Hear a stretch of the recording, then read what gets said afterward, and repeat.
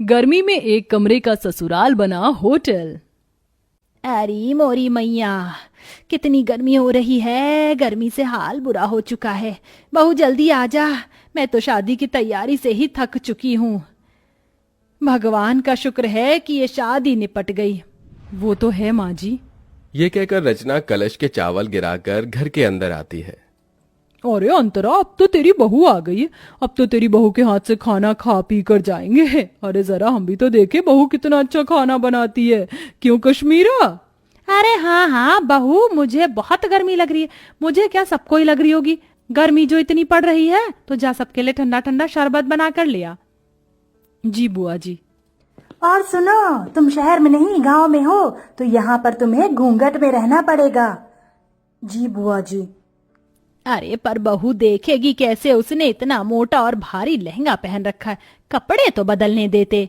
ओहो, जब तक बहू कपड़े बदल कर आएगी हम तो पसीने में तर हो जाएंगे। इससे पहले बहू तू कुछ शरबत लिया। जी लाई। अरे बहू, थोड़ा घूंघट और करो, हम तुम्हारे ससुर समान हैं, तुम्हारे ससुर के बड़े भाई। और हाँ, शरबत सत्तू या बर्फ डालकर लाना। जी ताऊ जी। माँ जी, रसोई कहाँ है? अरे बहू, तुझे रसोई ढूंढने में कोई परेशानी कैसे हो सकती है? वो देख, तेरा ससुराल एक कमरे का है, इस एक कमरे के कोने में हमारी रसोई। वो देख, जा जाकर शरबत बना दे, सभी मेहमान इंतजार कर रहे हैं।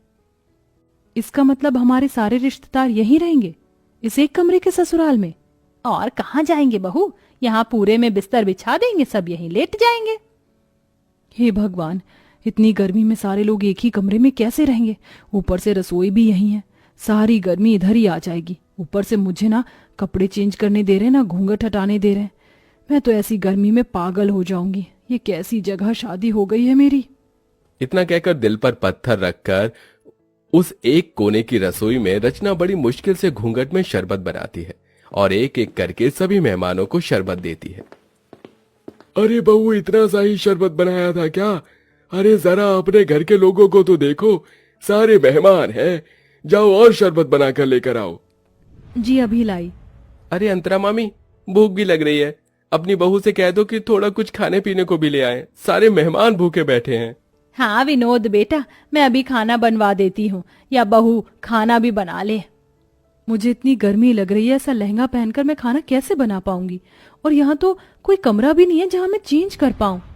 इसीलिए तुझे मना कर रही हूँ, अभी सबको खाना दे दे, शांत होकर बैठ जाएंगे, तो तू अपने बाकी के काम निपटा लेना। जी माँ जी। बड़ी मुश्किल से रचना खाना बनाने के लिए लहंगे में बैठ पाती है। पूरी सब्जी बनाते बनाते उसे पसीने आने लगते हैं। हे भगवान, मैं तो थक गई। पता नहीं कैसे लोग हैं जो इस एक कमरे के ससुराल को समझ रखा है। और नहीं, बहू इन्हें नौकरानी लग रही है। आते ही नई बहू से कोई काम करवाता है क्या? अरे बहू, मेरे भतीजे का भूख से हाल बेहाल हो रहा है, जरा जल्दी खाना बना। बस माँ जी, पूरी प्लेट में लगा रही हूँ। मुझे क्या रोबोट समझ रखा है? एक तो इतनी गर्मी लग रही है, पंखे की भी हवा नहीं आ रही इस कोने में। रचना प्लेट लगाकर सबको खाना देती है। खत्म हो जाने पर बैठने आती है कि लहंगे की वजह से उसका पैर फिसल जाता है और माधव उसे संभाल लेता है। रचना, तुम ठीक तो हो ना? आप तो रहने दीजिए, आपको मेरी कोई फिक्र नहीं है। अगर फिक्र होती तो पूछते कि इतने लंबे से घूंघट में, भारी से लहंगे में मैं कैसे बार बार सबको खाना परोस रही हूँ। ये मैं ही जानती हूँ। आपको क्या है, अपना सहरा शेरवानी उतार कर बैठ गए हैं 4 जनों में खी खी खी खी करने। अरे रचना, ऐसी कोई बात नहीं है, मैं माँ से बात करता हूँ। अरे बेटा, यहाँ बहू के साथ क्या कर रहा है? हमारे साथ भी आ जा, बैठ जा। और बहू, राजन विनोद की प्लेट खाली है, जा उन्हें सब्जी पूरी दे दे। जी जी अभी। और तुम तो छोड़ो मेरा हाथ। उस समय रचना अपने पति के पेट में एक कोहनी मारकर चली जाती है। आउच! क्या हुआ बेटा? कुछ नहीं ताऊ जी। फिर सबको खाना देने के बाद रचना थक जाती है और बैठे बैठे सो जाती है। उसे देख कश्मीरा जगाने जाती है तो माधव मना कर देता है। बुआ जी, उसे उठाइएगा मत, बेचारी गृह प्रवेश के बाद से ही सबको खाना दे रही है, एक पल के लिए भी बैठी नहीं है। और देखिए कितना पसीना आ रहा है, उसे लहंगा भी नहीं उतारने दिया आप सबने, थोड़ा तो रहम कीजिए। ओहो, देख रही है, तेरा बेटा अभी से ही बहू के पक्ष में हो गया। चलो अच्छी बात है, हम कौन से तुम्हारी पत्नी को परेशान कर रहे हैं, सोने दो। माधव पास के बिस्तर पर उसे सुला देता है और एक पर्दा डाल देता है, जिससे सारे बड़े बुजुर्ग रिश्तेदार उसे ना देखें। ऐसे ही शाम हो जाती है। रचना अपने कपड़े बदलकर आराम से बैठी थी कि मौसिया सास सुधा उसके पास आती है। अरे बहू, तुझे कितनी बार बताऊं घूंघट करके रख, तेरे किसी भी सास ससुर ने देख लिया तुझे तो गजब हो जाएगा। नई बहू को पर्दे में ही रहना चाहिए, समझी? अब जा जाकर चाय बना। मैं चाय तो बना दूंगी, पर मैं तो पहले इस तरफ बैठी हूं ना, मुझे कोई भी नहीं देख सकता, तो थोड़ी देर घूंघट ऊपर कर लूंगी तो क्या हो जाएगा। मुझे भी गर्मी लग रही है, और ऐसा तो है नहीं किसी ने मेरी शक्ल नहीं देखी, सबने शादी में मुझे देखा है। देख ले अंतरा, देख ले तेरी बहू कैसे अभी से ही जबान लड़ा रही है। अरे मैं तो मौसी हूँ, मुझे इस बात का बुरा नहीं लगेगा, लेकिन कोई और होता तो तौबा तौबा तौबा। छोड़ ना सुधा, ऐसी बात नहीं करते, जा सबके लिए चाय नाश्ता लेकर आ। ये बोलते ही रचना घूंघट करके फिर से गर्मी में सबके लिए चाय बनाती है।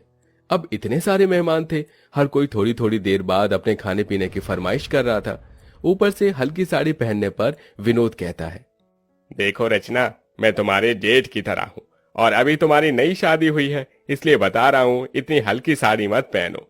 जो नई नवेली दुल्हन हो तो थोड़ी भारी साड़ी पहनो। भाई साहब, गर्मी लग रही है इसलिए मैंने थोड़ी हल्की साड़ी पहनाई है। कोई बात नहीं, थोड़ा बर्दाश्त करो और अपने हाथ के पकौड़े भी बनाकर खिला दो। फिर कहाँ मैं बार बार आने बैठ रहा हूँ, मुझे तो आगरा ही चले जाना है। अब मेरा भेजा फ्राई हो रहा है, शादी करके पछता रही हूँ। इससे पहले ही बढ़िया थी मैं जब जीन्स टॉप पहनकर विदाउट कोई घूंघट के इधर उधर रहती थी, पर इन बड़े लोगों ने तो मेरा जीना हराम कर दिया। ऊपर से इतना छोटा ससुराल है, हर जगह कोई ना कोई बैठा है। सच में कमरे के ससुराल को होटल समझ लिया है, जाने का नाम ही नहीं ले रहे। जब से आए बहू ये, जब से आए बहू वो। जी भाई साहब, लाई अभी पकौड़े। इतना कहकर रचना फिर से चूल्हा जलाकर गर्मी में बैठकर पकौड़े बनाती है। उस चूल्हे का धुआं और गर्माई सीधे रचना के मुंह पर लग रही थी। बस अब मुझे और नहीं होगा, मैं पागल हो जाऊंगी इस गर्मी में, थोड़ी देर बाहर चली जाती हूँ। पकौड़े उतार कर वो थोड़ा बाहर जाकर हवा लेते हैं। भले ही बाहर गर्मी सही, लेकिन उतनी भभक तो नहीं है जितना अंदर एक कमरे में है। भगवान जाने कैसे आलसी जानवर की तरह सब एक साथ अंदर हैं, ये भी नहीं कि अपने घर चले जाएं। अरे सर, सुकून तो अपने घर पर ही होता है, लेकिन यहाँ के रिश्तेदार बड़े मक्खी की तरह हैं जो गुड़ से चिपक जाते। एक काम करती हूँ, फ्रिज के ठंडे पानी से मुंह धोकर अंदर चली जाती हूँ, वरना सब बोलेंगे। फिर रचना ठंडे पानी से मुंह धोकर फिर सबके काम करने लगती है। ऐसे ही 4 दिन से हफ्ता और हफ्ते से 2 हफ्ते हो जाते हैं, लेकिन मेहमान जाने का नाम नहीं लेते। उन्होंने नई बहू को गर्मी में बिल्कुल काम करवाकर परेशान कर दिया था। ऐसे में रचना की हालत बहुत खराब हो जाती है, क्योंकि वो बेचारी खुद भी खा पी नहीं पाती है। पति से अपनी परेशानी बताती है, लेकिन वो नजरअंदाज कर देता है। बहू एक दिन गर्मी में कपड़े सुखाते सुखाते बेहोश हो जाती है। माधव फौरन डॉक्टर को घर पर बुलाता है, तो डॉक्टर बताता है, देखिए, गर्मी में इनकी हालत बहुत डाउन हो चुकी है। और इतनी मोटी साड़ी क्यों पहनी है आप लोगों ने? आप जून जुलाई की गर्मी से वाकिफ नहीं है क्या? और इतने सारे लोग क्यों हैं? यहाँ पर मरीज के पास ज्यादा लोग रहने से और घबराहट पैदा होती है। देखिए माधव जी, हो सके तो थोड़ा रेस्ट करने वाला एनवायरनमेंट प्रोवाइड करवा दो तो बेहतर होगा। जी डॉक्टर। ये सब इसी वजह से हो रहा होगा। बहू ने मुझे बोला था कि उसे परेशानी हो रही है, फिर भी मैंने इसकी एक नहीं सुनी। बेटा, डॉक्टर साहब सही कह रहे हैं। देख, बहू का पगफेरा भी नहीं हुआ, ऐसा कर तू इसके मायके ले जा इसे। ठीक है माँ। बहुत हो गया, कहीं ना कहीं ये रिश्तेदार भी मेरी बहू के इस हालत के जिम्मेदार हैं। बहुत दिन खाना खा लिया मेरे घर को होटल समझकर, अब मुझे इन्हें यहाँ से निकालना ही होगा। सुनिए, आप सब थोड़ा बाहर जा सकते हैं? जो डॉक्टर साहब ने बोला है उसी के लिए बोला है मैंने। हाँ हाँ ठीक है, चलो चलो सब बाहर चलो। उनके बाहर जाते ही अंतरा बहू से कहती है, बहू मैं समझ सकती हूँ, तू बहुत परेशान हो गई थी, इसलिए अब मैं तुझे तेरे मायके भेज रही हूँ और इन मेहमानों की तो छुट्टी मैं करूंगी। काश तेरी ये बात मैंने पहले समझ ली होती। कोई बात नहीं माँ जी, ये सब हो जाता है, आप अपना ख्याल रखना। हाँ हाँ। कुछ देर बाद माधव रचना को लेकर उसके मायके चला जाता है और फिर अंतरा शाम से लेकर अगले 4 दिन तक रोज फीका खाना बनाती है और बहाने लगाती है। तभी सुधा, कश्मीरा, मुकेश खाने को मना कर देते हैं। अरे नहीं नहीं, बस जिज्जी, अब और नहीं चाहिए। अरे खा लो पेट भरकर, बहू के हाथ से भी तो कहते थे बार बार। पर तुम्हारे हाथ से नहीं खा सकते ना अंतरा। रचना बहुत ज्यादा अच्छा खाना बनाती थी, इसलिए खाते थे। और वैसे भी अब हम सबको बहुत दिन हो गए हैं, अब हमें अपने घर को निकलना चाहिए। हाँ हाँ, अब हम सबको अपने घर जाना चाहिए, हम चलते हैं। इस तरह सारे मेहमान मजबूरन खुद ही अंतरा का बेकार खाना खाकर वहां से भाग जाते हैं और कुछ दिनों बाद ही नई बहू घर वापस आकर एसी में सास के साथ खुशी खुशी रहने लगती है।